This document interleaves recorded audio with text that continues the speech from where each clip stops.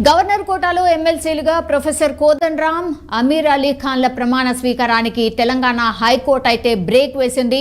తదుపరి ఉత్తర్వులు ఇచ్చే వరకు ప్రమాణ స్వీకారం చేయవద్దు అంటూ మంగళవారం అయితే ఆదేశించింది. కొత్త ఎమ్మెల్సీలతో ప్రమాణ స్వీకారం చేయించవద్దని పేర్కొంది. గవర్నర్ కోటాలో ఎమ్మెల్సీలుగా ప్రొఫెసర్ కోదండరాం అండ్ అమీర్ అలీ ఖాన్లనైతే కాంగ్రెస్ ప్రభుత్వం నియమించింది. అయితే ఈ నియామకంపై బీఆర్ఎస్ నేతలు దాసోజు శ్రవణ్ అండ్ సత్యనారాయణలు హైకోర్టును ఆశ్రయించారు.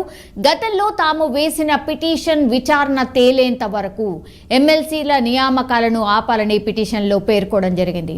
రాఘవ అందుబాటులో ఉన్నారు.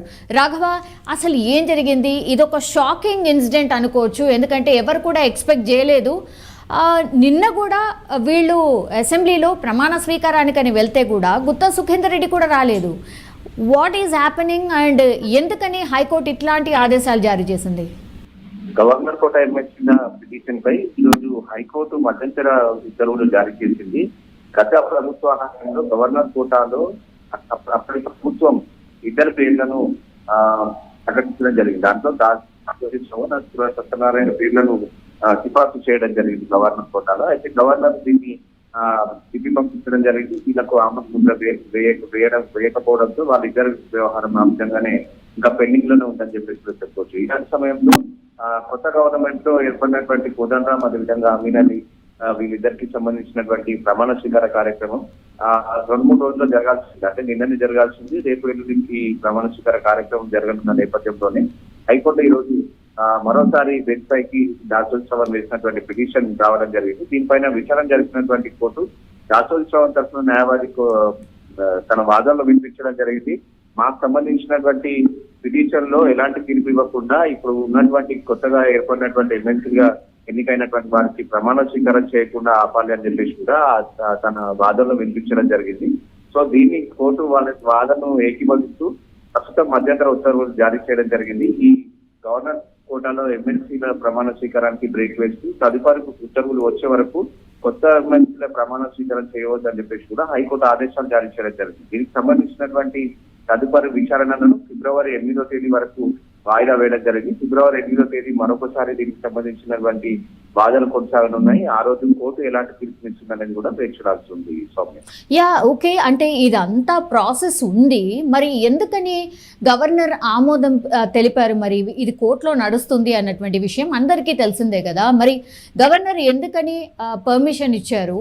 అనౌన్స్మెంట్ అయిపోయింది, వీళ్ళు ప్రమాణ స్వీకారం చేస్తారు అన్న టైంలో బెంచ్ మీదకి రావడం అండ్ స్టే వచ్చేయడం, అసలు ఏం జరుగుతుంది?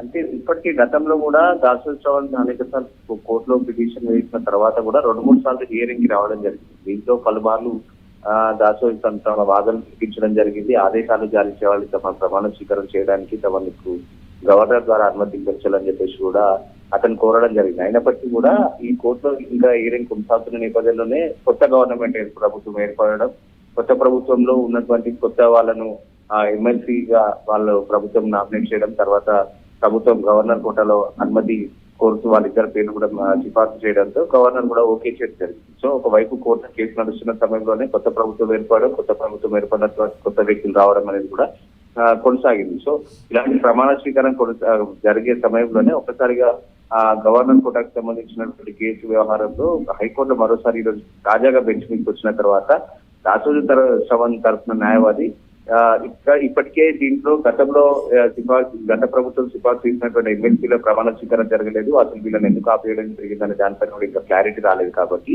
కొత్తగా ఎన్నికైనటువంటి వారిని ప్రమాణ స్వీకారం చేయకుండా ఆపాలి, అప్పటి వరకు దీంట్లో ఎలాంటి నిర్ణయం తీసుకోకూడదు అని చెప్పేసి కోర్టుని కోరడం జరిగింది. దీన్ని కోర్టు ఏకీభవించడం జరిగింది. దీని తర్వాతనే 8వ తేదీకి కేసుకు సంబంధించినటువంటి విచారణ వాయిదా వేయడం జరిగింది. సో మొత్తంగా కూడా చూసుకున్నట్లయితే ఇప్పటికే దాసోజు శ్రవణ్ ని, అదేవిధంగా సత్యనారాయణకి సంబంధించినటువంటి గత ప్రభుత్వం సిఫార్సు చేసినప్పుడు వాళ్ళని ఎందుకు ఆపివేయడం జరిగింది, దీనికి సంబంధించిన కారణాలు ఏంటనేది కూడా కోర్టులో తెలపడం జరిగింది. సో దీనికి సంబంధించిన విచారణ కొనసాగుతున్న సమయంలోనే మరోసారి వీళ్ళ తాజాగా ఎన్నికైనటువంటి ఎమ్మెల్సీల ప్రమాణ స్వీకారం ఆపడం అనేది కూడా ప్రస్తుతం ఆ టాపిక్ గా మారింది. దీనికి సంబంధించినటువంటి చర్చ అనేది కొనసాగుతుంది. సో కోర్టు ఎలాంటి నిర్ణయం తీసుకుంటుంది, అసలు ఏ బేసిస్ తో వీళ్ళను ఆపడం జరిగింది, తర్వాత 8వ తేదీ ఎలాంటి నిర్ణయం తీసుకోవడం జరుగుతుంది అనేది కూడా చూడాల్సి.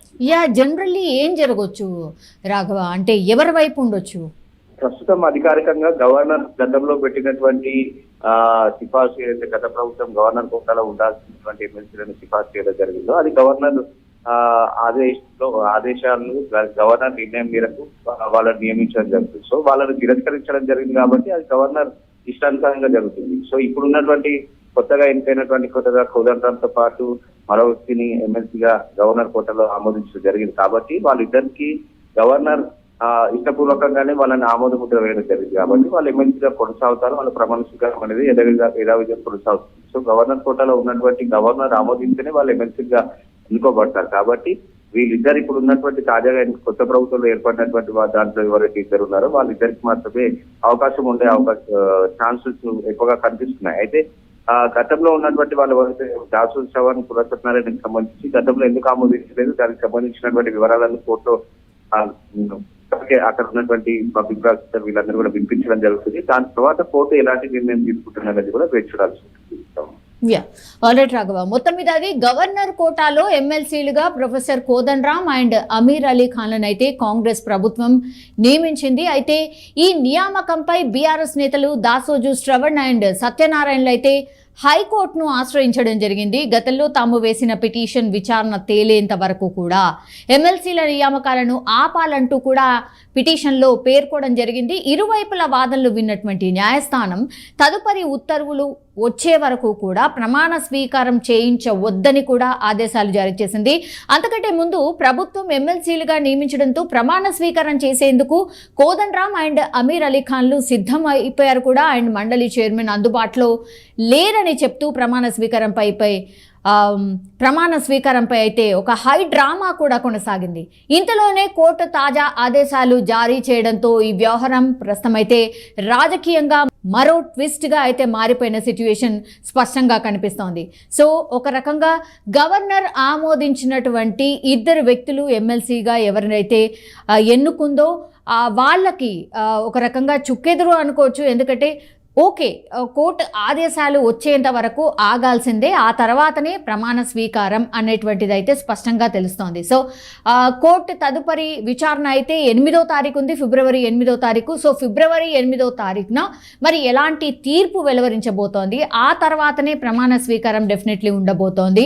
లేదంటే ఆ రోజు కూడా ఇంకేమైనా ట్విస్టులు ఉంటాయా, ఇంకేం ఆదేశాలు రావచ్చు, ఆర్ మళ్ళీ ఏమైనా వాయిదా పడుతుందా, ఇదంతా కూడా ఫిబ్రవరి 8వ తారీఖున మళ్ళీ ఈ కేసుకి సంబంధించి బెంచ్ మీదకి వచ్చినప్పుడు మరి న్యాయస్థానం ఎట్లాంటి తీర్పు ఇస్తుంది అనేది వేచి చూడాల్సిందే. కానీ రాజకీయ వర్గాల్లో మాత్రం ఇదొక చర్చలాగా మారిపోయింది.